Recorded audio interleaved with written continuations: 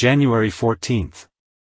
I therefore so run, not as uncertainly, so fight I, not as one that beateth the air. 1 Corinthians 9 verse 26. It will be found a great help to the weaknesses of the fallen nature to have understandingly made a full consecration of the will, a full enlistment of every power and talent of mind and of body. He who takes this proper view of his consecration to the Lord and enlistment in the Lord's army, realizes that he has nothing more to give to the Lord, and hence, whatever struggle of the will he may have is all ended when he has finally decided, as for me and my house, we will serve the Lord. How important it is, therefore, that all the soldiers realize that the term of the enlistment is until death, and that there is no room for even considering any suggestion to withdraw from the battle and cease even for an hour to fight the good fight of faith. In order successfully to prosecute the Christian life, knowledge of the things to be done and the constant appreciation and keeping of the end in view, are indispensable.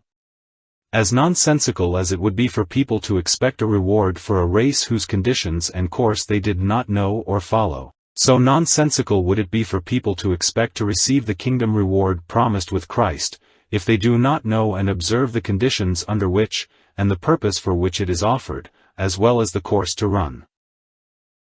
Questions. Have I this week been definite and purposeful in my Christian race and warfare? Why? How? In what circumstances? With what results? Poems of Dawn, 154, Nearing the Goal. With eyes aflame, with panting breath, they come. The runners, every nerve and muscle tense. Urged forward by 1,000 deafening cries, on, they rush, when one, close to the goal, for but one moment glances back in pride, to note how far he hath outrun the rest. Alas! Tripped by a pebble on the course, he stumbles, falls, arises, but too late. Another sweeps ahead with blood-flecked lips and bursting heart. One final, awful strain, with superhuman effort, grand, supreme, he leaps into the air, and falls in death.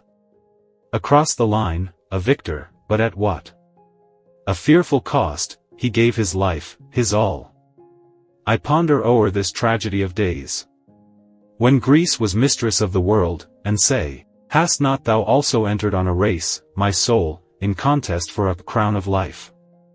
A prize thou canst not win except thine all thou givest.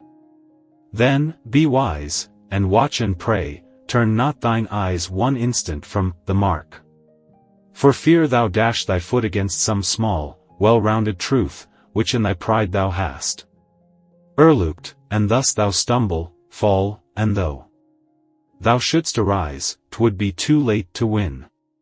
Ah, then, consider thy forerunner, Christ, call to mind the cloud of witnesses around, those noble, faithful ones of old. And strip thyself, my soul, of every weight, gird up thy loins, make straight paths for thy feet, breathe deeply of the Spirit's conquering power, and run with patient, meek, enduring zeal. Almost thou hast attained, my soul, my soul. Shall angels, principalities, or powers, or height, or depth, or other creature, draw thee from the goal so near? Ah! Yes, so near, the glory light streams through the parting veil. Have faith, press on, one effort, grand, supreme. And thou hast won in death love's blood-bought crown.